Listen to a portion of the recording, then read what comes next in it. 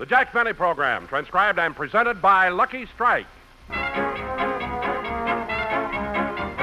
happy, go lucky, be happy, get better taste. Be happy, go lucky, get better taste today.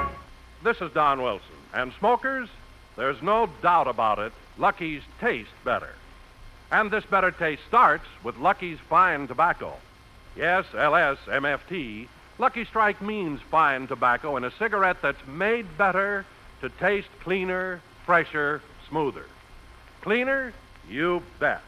In a Lucky, you have a perfect cylinder of fine, clean tobacco, free from those annoying loose ends that get in your mouth and spoil the taste. Fresher? Of course. Lucky's are fully packed, without air spaces, hot spots that burn too fast, taste hot, harsh, and dry. And every pack of Lucky's is extra tightly sealed to keep in Lucky's fresher taste. And smoother? Yes, indeed. Lucky's long strands of fine, mild, good-tasting tobacco are made into a cigarette that draws freely and smokes smoothly. So, friends, enjoy a better-tasting cigarette, a cleaner, fresher, smoother smoke. Be happy. Go Lucky. Make your next carton Lucky Strike.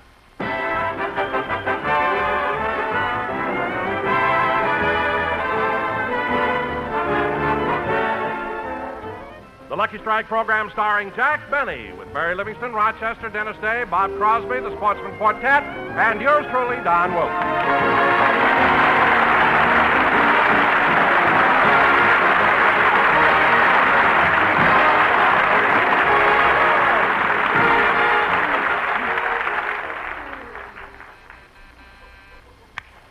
Hello, this is CBS, the Star's address. May I help you? Yes, operator. With a change of time from daylight back to standard, could you tell me what program is on at 4 o'clock? Just a minute. Say, Mabel, what program's on today at 4 o'clock? I don't know, Gertrude. I'll look it up in this radio guide. Hold it, Mabel, hold it. Huh?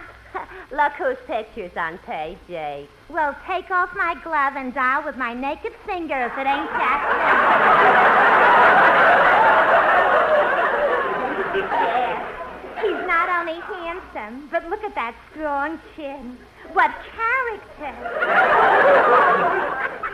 Some character.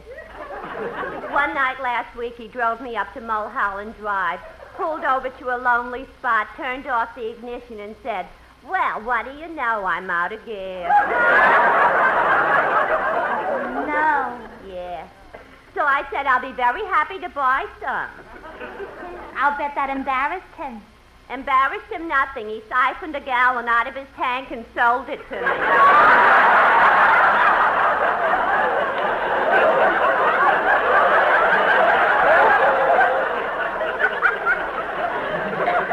But you know, Mabel, you can't stay mad at a man like Jack Benny.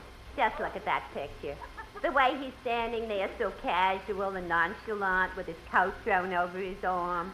Yeah. And just look at those muscles. Muscles where? On the floor. They fell out of his sleeve. Oh,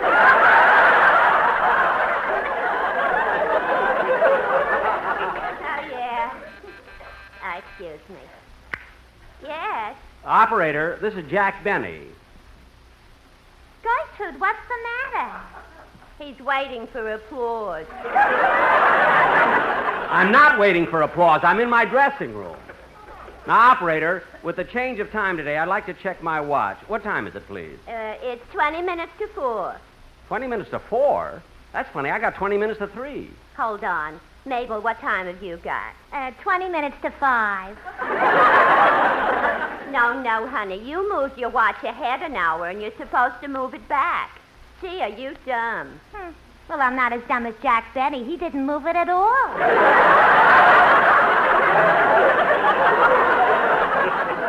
How could he? His muscles fell out of his sleeve.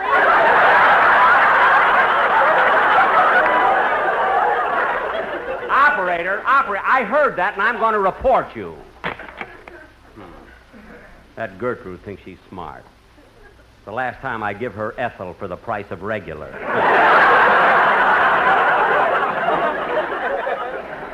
Now, let's see.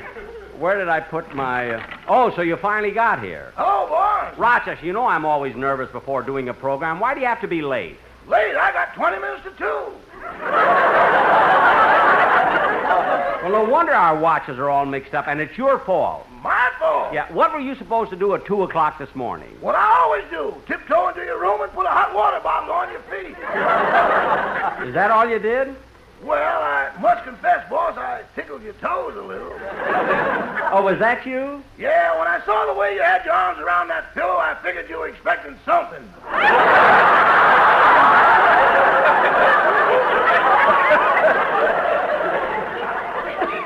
Rochester, I always sleep with my arms around the pillow. I know, but last night you looked at it and said, don't you think two can live as cheap as one? See, I do the silliest things in my sleep. I can understand putting my arms around a pillow, but talking to it... Rochester, why didn't you wake me up? I hate to cut in, boss. You were dancing.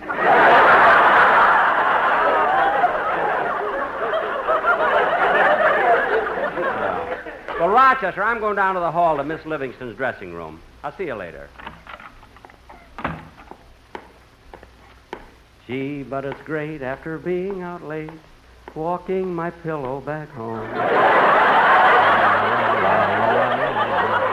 La la la la la la la. Mary, are you in there? Just a minute, Jack. I'm not dressed yet. Oh, Pauline. Yes, Miss Livingston. Mr. Benny wants to come in. Help me into my dress, please. Yes, ma'am. Miss Livingston, how long has he been on your program? Well, Pauline, it isn't my program. It's Mr. Benny's, and Mr. Benny's the star. I just work for him, and he pays me a very nice salary. Not as much as I pay you, but a very nice salary. Pauline, how does my dress look? It looks all right, Miss Livingston. But if I were you, I'd wear it a little shorter. You have such pretty legs. Oh, well, thanks, Pauline. It's too bad you only have 2 of them.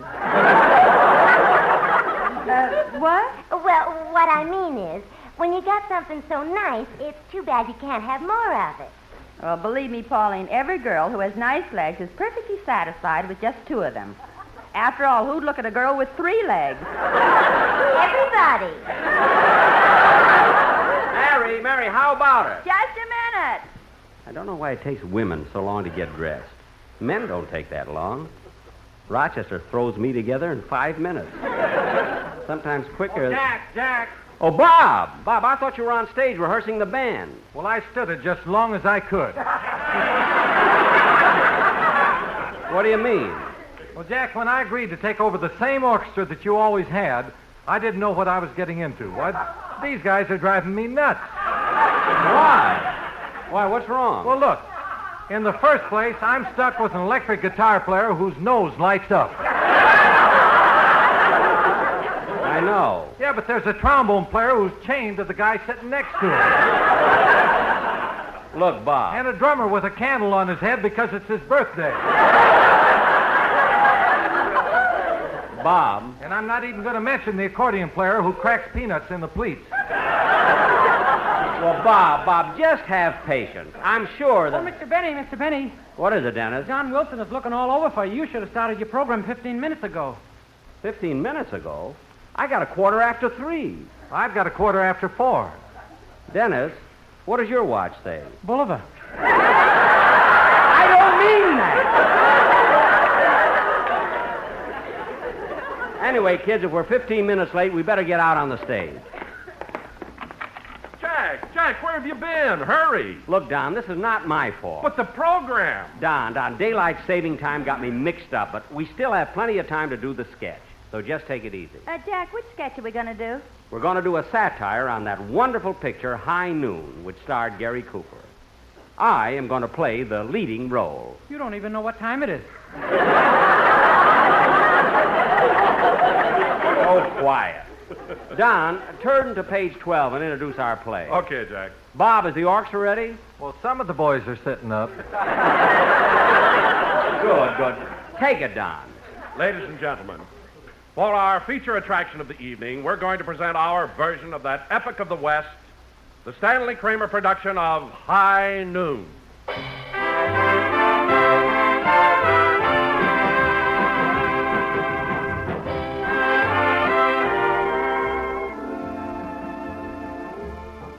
time is the year 1875.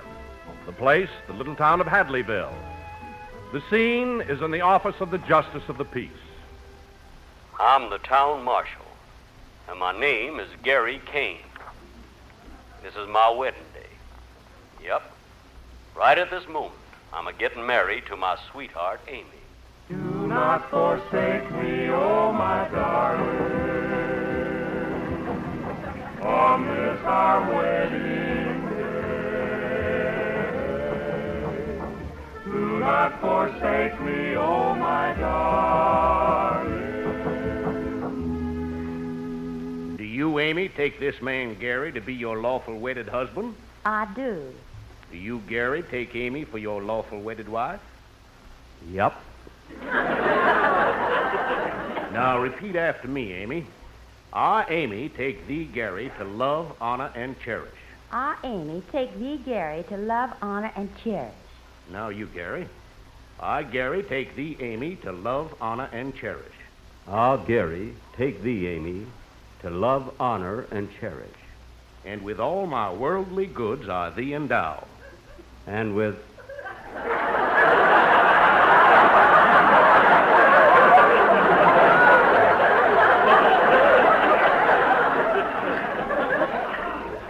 Come on, repeat it. And with all my worldly goods I thee endow.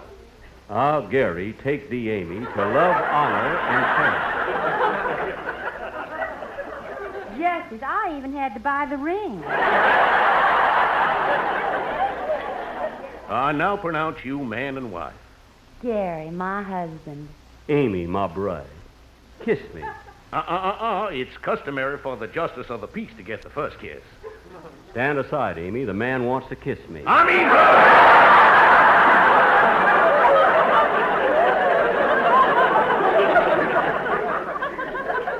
Oh, come on, Mary. Amy.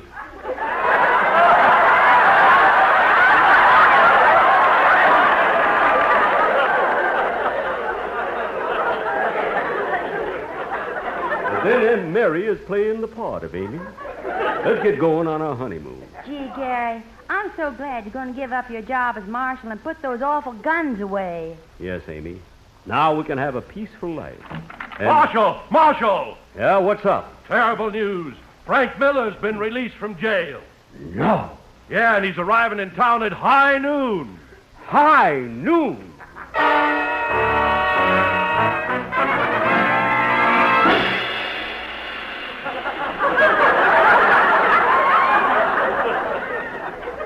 Yes, high noon, and 3 of his henchmen are waiting at the railroad station to meet him. Where are my guns? And I better swear in some deputies. I got to get Frank Miller before he gets me. Gary, tell me, what's this all about?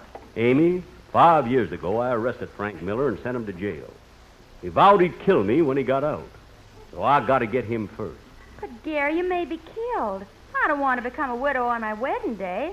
I want to go on a honeymoon. Look, Amy, I can't run away. You wouldn't want to be married to a coward, would you? Well, I'd do anything to get out of the May Company.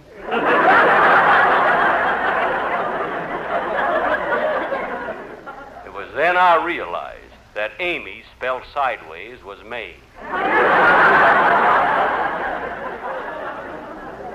But I had my duty to perform, even if it meant losing Amy. I went outside. I walked the hot, dusty, deserted streets, looking in vain for men to serve as deputies.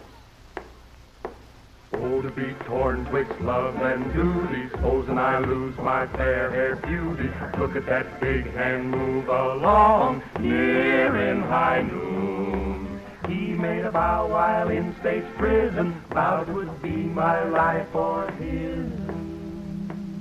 I went everywhere looking for deputies. I went to their homes, to the general store, and I went to the town saloon.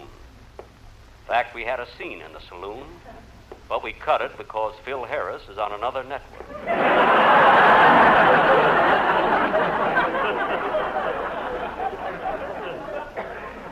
Finally, I went looking for desperate Dennis McNulty, the man who had been my assistant. Suddenly I saw him. He came riding towards me. Whoa, whoa, easy now, easy, old paint.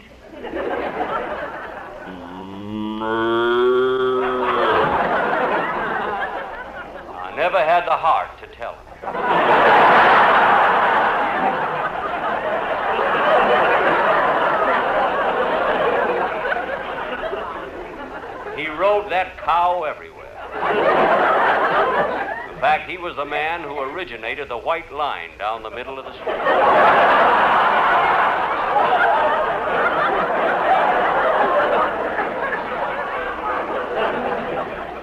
He dismounted and said, Hi, Gary. Congratulations. I heard you just got married. That's right, I did. Who'd you marry? The school teacher? No way. They always do in westerns. Look, I haven't time to talk about that. I'm in trouble, Frank. I'm in trouble. Frank Miller's coming back in town to kill me.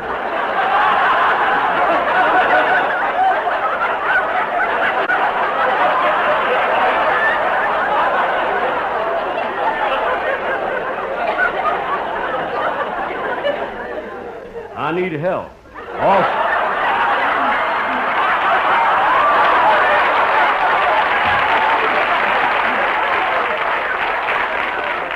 Also a rehearsal.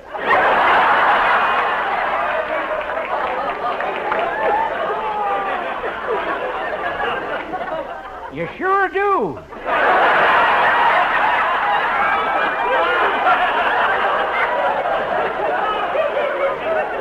You sure came to the right man. I'll help you. You will?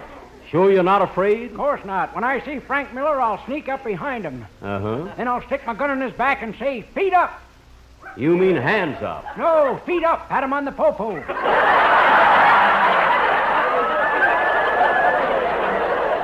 What? Let's hear him laugh.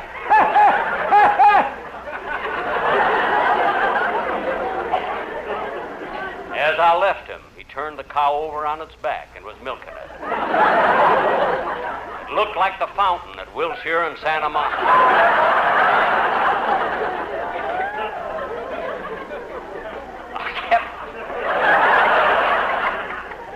I kept walking on through the town looking for help.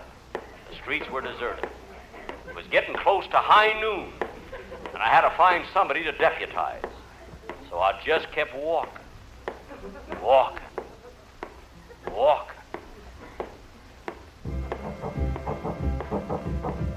We think it's time for our commercial.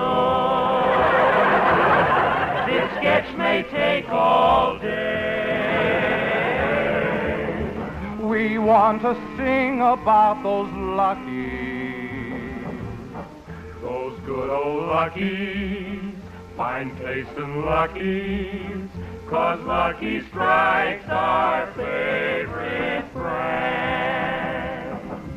Everyone's tearing and comparing, everyone's standing round us staring. Look at that big hand move along, nearing high noon. Lucky's are so much better tasting, give him another time's a wasting. He's not afraid of death, but oh, what will he do without Lucky? No truer words were ever spoken.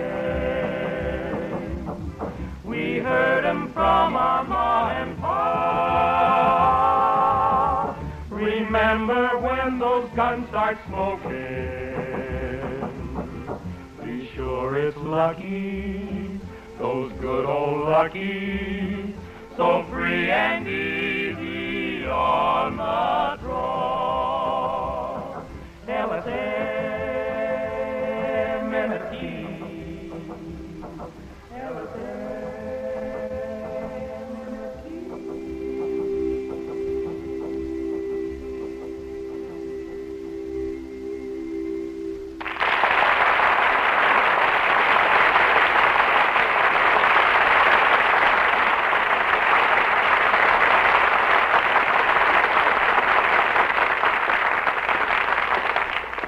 Time was running short. Still, I could find no one to help me. I was a marked man. No one would even come near me. This was before the days of chlorophyll.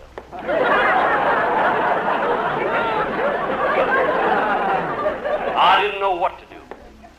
In my search for help, I wandered down to the Mexican Quarter. I came upon a group of people who were having a fiesta. Needing a deputy badly, I approached one of the men and said, Pardon me, senor, but do you know who I am? See? You know there's a man out to kill me? Si. Would you be willing to help me? Si. What's your name? Si. Si? Si.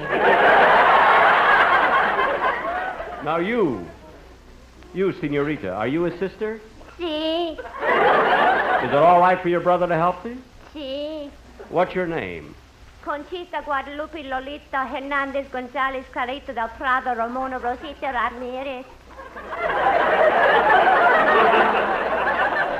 Conchita, Guadalupe, Lolita Hernandez, Gonzalez, Clarita del Prado, Ramona, Rosita Ramirez? Si. But that name is too long. What can I call you? Sue. Sue? Si. But I was talking to her, wasn't I? Si. What do you do for a living? So.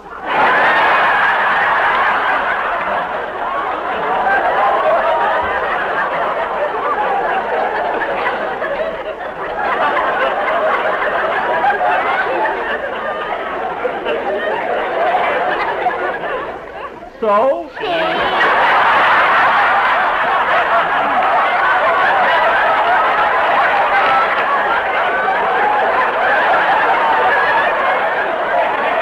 Now cut that out!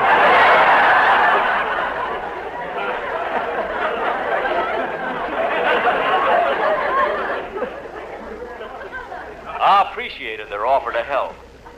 But I couldn't take a chance on Conchita, Guadalupe, Lolita Hernandez, Gonzalez, Clarita del Prado, Ramona, Rosita Ramirez getting killed.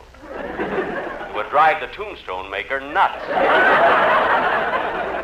But now I had to make up my mind. I wasn't going to wait for Miller to come looking for me. I decided to go down to the railroad station and wait for him. He made a vow while in state prison, vowed it would be my life or his. And I'm not afraid of death, but oh, what will I do if you leave me? I reached the railroad station. Frank Miller's train was due to arrive at high noon, with only a few minutes to wait. I went inside. Train now loading on track 5 for Anaheim, and Coop, Kamanga. I was alone in the station except for one cowboy. Thinking I could make him a deputy, I went over to talk to him. What's your name, partner? Tex Crosby. Tex, eh? Then you were born in Texas. No, I was born in Louisiana, but ain't nobody gonna call me Louise.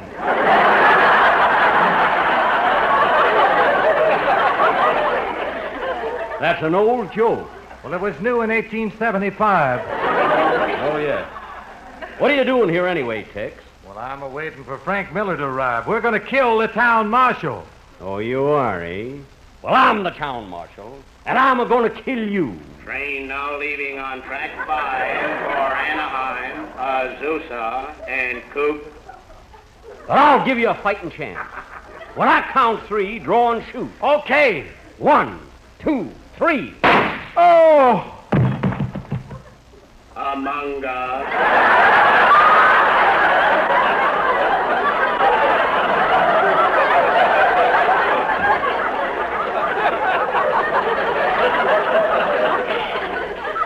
I got you, Tex. Oh! As he lay there, he reminded me of his brother. He was a groaner, too.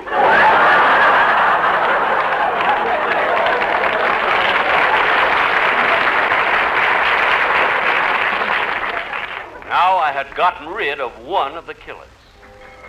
The high noon train pulled into the station, came to a stop. Frank Miller got off the very last car and was met by his 2 remaining henchmen. This was my date with destiny. I felt a lonely silence as I walked toward the 3 men who wanted to kill me. Alone in the blazing noonday sun with my hands on my guns, slowly I kept a going towards them.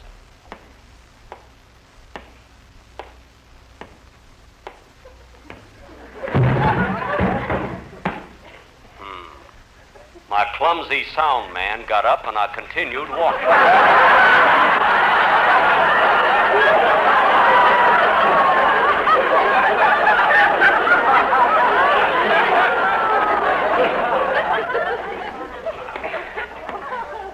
My hands were sweating. My throat was dry. I knew that within 1 minute either they or I would be dead. As soon as I got within pistol range, I drew my gun and fired.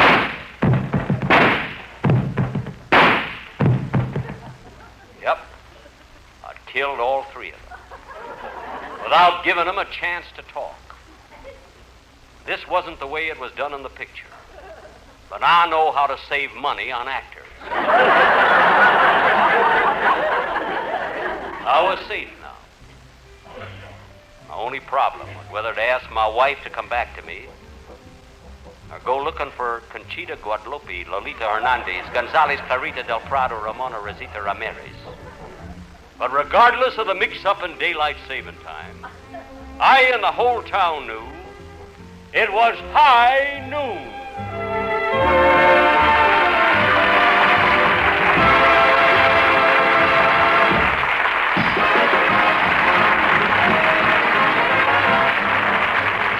Jack will be back in just a moment, but first...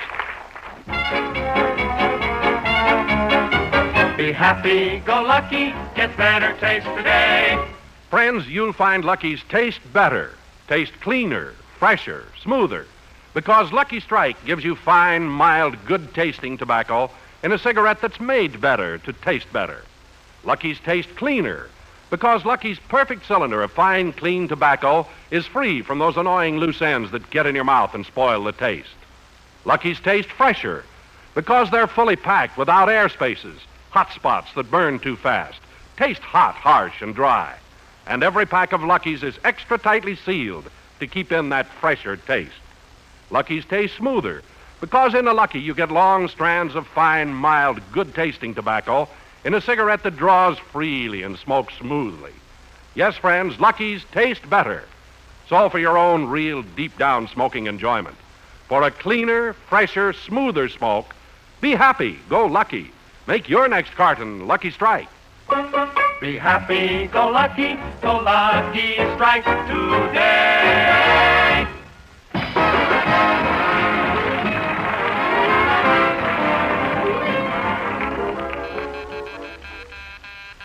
Oh, my goodness, Mabel, I forgot about the man on the phone. He's still waiting. Hello? How about it, operator? What program goes on at 4 o'clock? The Jack Benny program, but you just missed it. I did? Yeah, but don't worry. Next Sunday's October 5th, and you'll not only be able to hear him on radio, but immediately following it, he'll be on television, too. Oh, good. The world is waiting.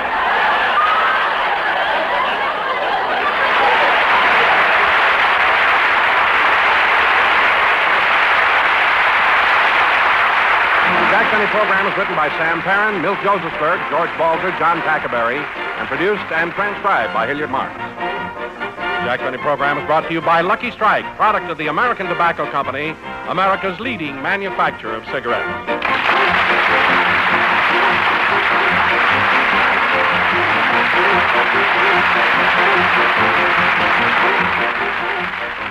This is the CBS Radio Network.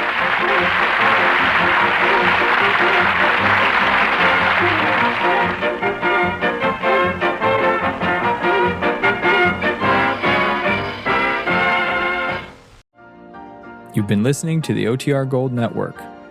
Find more classic radio at otrgold.com.